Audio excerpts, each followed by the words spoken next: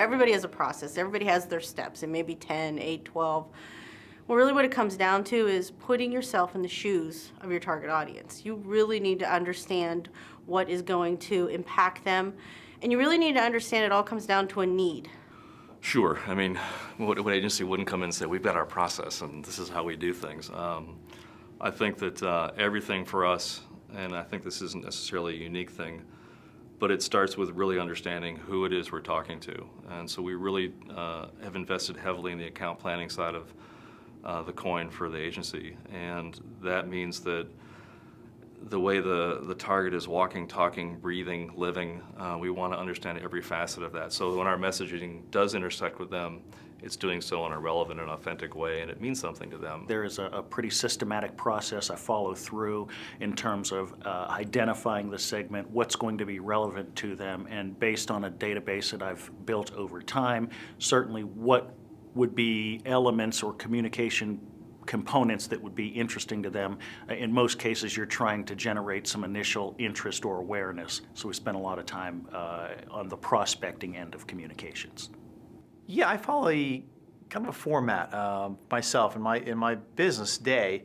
That format is made up of email, voicemail, faxes, telephone calls, in-person calls, communicating directly live. So it's probably a combination of all things. It's kind of a smorgasbord of those different techniques that really kind of work for my business. Well, I think key to any level of success in our business, whether from an individual standpoint or from a company standpoint, is you have to quickly differentiate yourself from the pack. Because I don't think people want to be bored and bothered with too many Me Toos. My process is to learn as much about this situation as quickly as possible. And to approach that with an open mind. So I don't come in with I know what to do right away. I kind of let the project tell me as much as it can about what to do. For me, the creativity in music and in sound happens in a very quick second. And then after that idea has been born, the rest of it is the craft, and just turning that idea into an action. I really can't go anywhere unless I'm real clear on the target and I'm real clear on the objective or the challenge or whatever. I just can't go. I can't start with any road or path or suggestions or recommendation until that's really solid, because that back part, the build doesn't matter. It's the plan.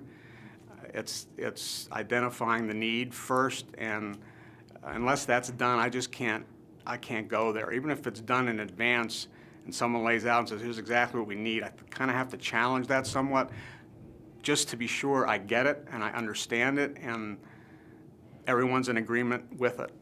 We'll ask them first, well, okay, what are you trying to get done, and who are you trying to influence to get it done? And that becomes really the beginning of everything we do. And I think I've learned that along the way, that all good communication starts with a really strong understanding of who you're trying to communicate with, who your target audience is. And if you don't understand that, if you don't know that going into, you are going to waste enormous amounts of time and money and be ineffective no matter what.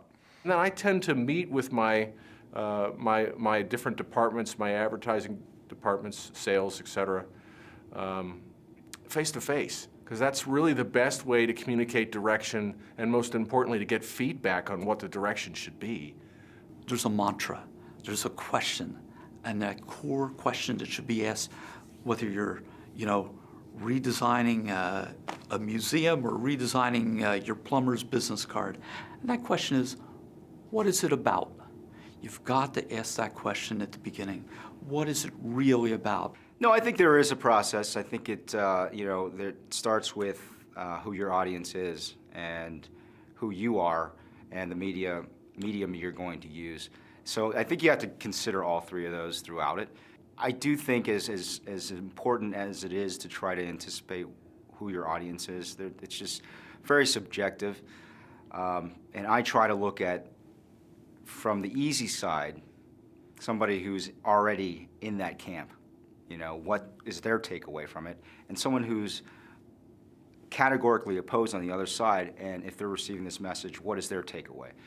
So you try to balance that. It's hard for me to like really get into the right frame of mind if like everything's not the way it needs to be before I do it, and then sometimes you just throw it all out the window and just, and just get right into it. So it's kind of, for the most part though, like, my studio's got to be, everything's got to be where it needs to be before I can even get started. All the tools have to be in the right place, and I do try to paint every day. I mean, that's sort of the key to me is like really, to be a daily painter, whether it's just like one little small thing or just something, but like to be in the studio every day and to do something important, to me, that's, that's being a painter, One thing we're always looking for, what's the story? What is it? I believe everybody has a story to tell. Unfortunately, not everybody wants to hear that story, but at least we know there's always a story somewhere. Look for the angle that it's different. And once you find that angle, make it easy enough for the reporters to handle the story. And we do a lot of that too, make it simple.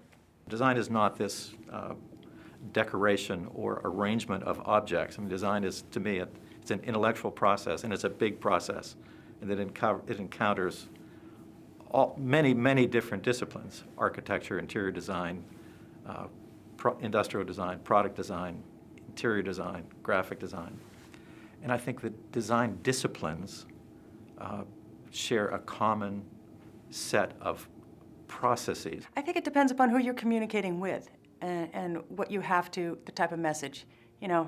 It's the, it depends type of scenario. And for each one of them, I think that's the critical key there, is, you take that framework and then you dump into it the message and who's sending it and who's receiving it. And that all fluctuates dramatically depending upon those elements.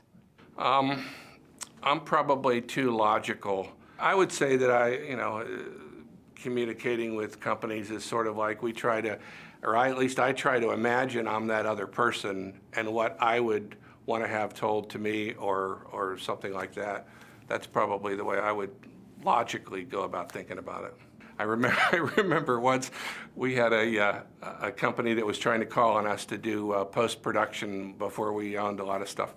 And they sent a thing that when you opened it, it blew out all this confetti into your face, okay, which ended up all over the floor and everything. And I thought, boy, that's a really dumb thing. So there's other people, communicate different ways. That's the way they did get our attention, but they never got any business because I didn't see any reason for it.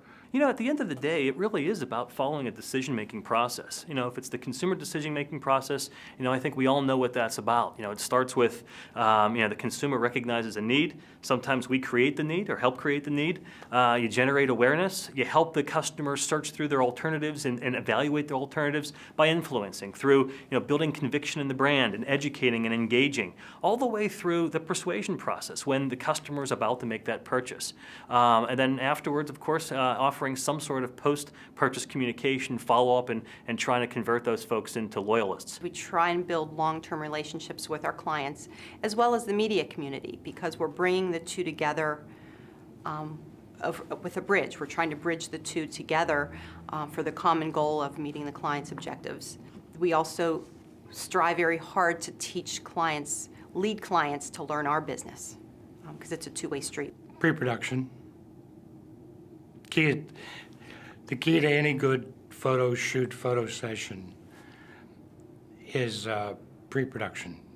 I'm a process guy. I've got a process for just about everything. I don't know if that's, part of my ADD, obsessive compulsive side, which has served me well, but I think when you have a process, and I do. I've got a process for when I develop television. I have a process for when I develop advertising or corporate identities or social media. The process, I think, gives us a foundation for us to be creative and experimental, yet keep us on track and on budget.